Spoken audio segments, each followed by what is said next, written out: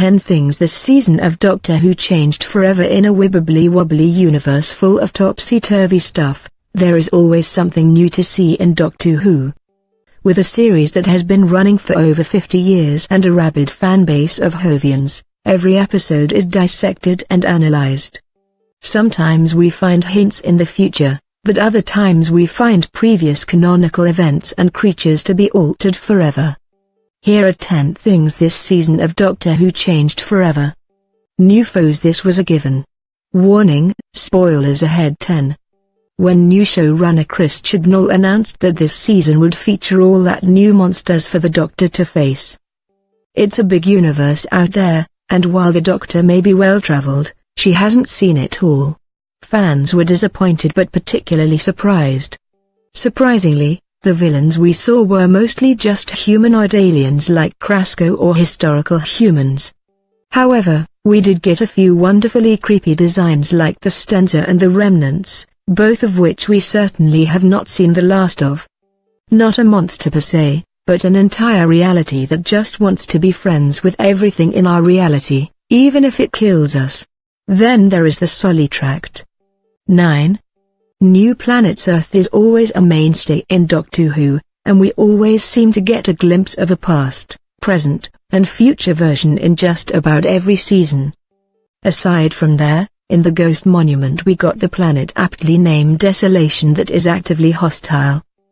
The moon of Kandoka is the home base of the Kerblum Company in the episode of the same name. In the Battle of Ranskoor Avenue Kalos, we visit the planet bearing the same name that emits a psychic field that alters the perception of reality. We also see a few other unidentified planets that Simsha has been practicing his planet shrinking technology on. 8. Grandmothers. We've seen few references to the Doctor's actual bloodlines in the series, but none of them mention grandmothers. Very little is known about the family structure of Gallifreyans in general, let alone the Doctors. We know from previous incarnations that the Doctor is a grandparent as the very first companion we encounter, who calls herself Susan Foreman, is referred to by the Doctor as granddaughter. In this season, we learn the Doctor had 7 grandmothers, her favorite being Granny 5.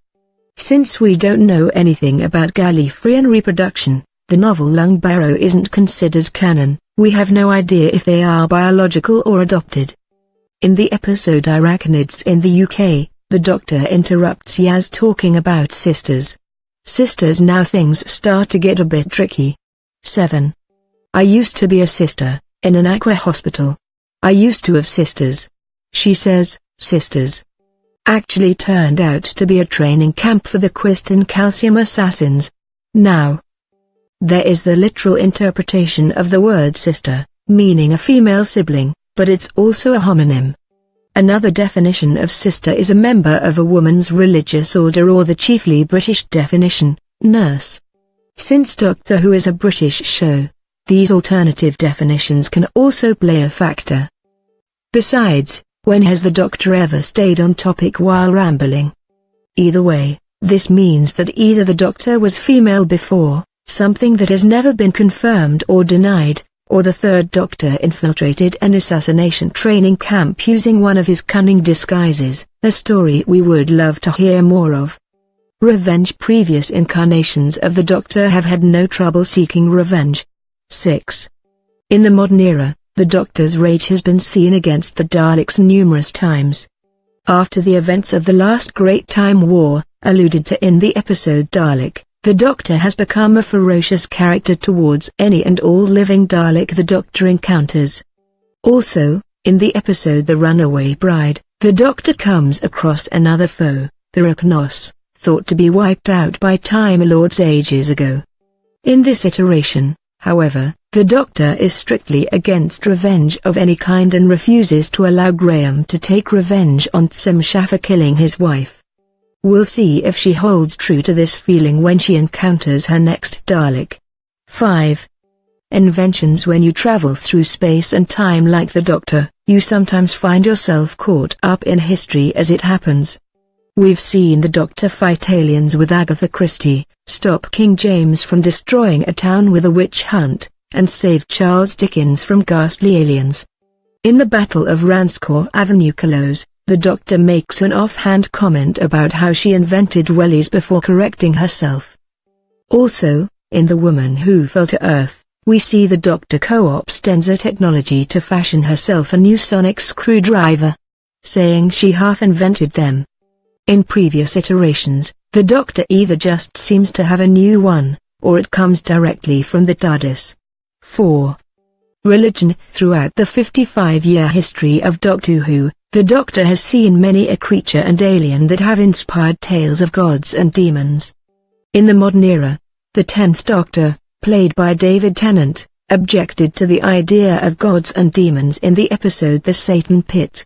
However, in It Takes You Away, the Doctor reveals a story that Granny Five used to tell her about the Solly tract they encounter in that episode. From the way it is told, it sounds a lot like Genesis' creation story.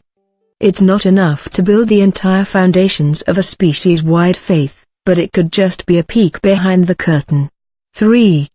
Witnessing death. In the episode Demons of the Punjab, the Doctor comes across the last two remaining members of the Thajarian, a race of alien assassins that have committed themselves to commemorating those who die alone. While it's not clear the extent to which these two can travel through space or time, we know that as far back as at least the partition of India on Earth, these two are recording and honoring those that die alone. Since the Doctor regularly travels back in time on Earth, it's very likely we will see these two again. 2. Back in the spotlight throughout Series 7 of the modern era, the Doctor has made a point of systematically erasing records of himself throughout history. In The Angels Take Manhattan, River Song remarks, "Turns out the person I killed never existed in the first place." In Nightmare in Silver, "Why is there no record of you anywhere in the databanks of the Cyberiad?" "Oh." The Cyberplanok quips, "Doctor, you're good." However, in the Tjuranga Conundrum, Eve recalls seeing the Doctor as an entire chapter in the Book of Celebrants. The Doctor humbly describes it as more a volume. Has the Doctor been flying through the universe faster than she can cover her tracks? 1. No more period clothing? With enough room for at least one Olympic-sized swimming pool and an expansive wardrobe collection. Previous iterations of the Doctor and their companions have had no trouble finding historically appropriate clothing to wear. This season, however, there seems to be a complete disregard for blending in. What's changed is anyone's guess.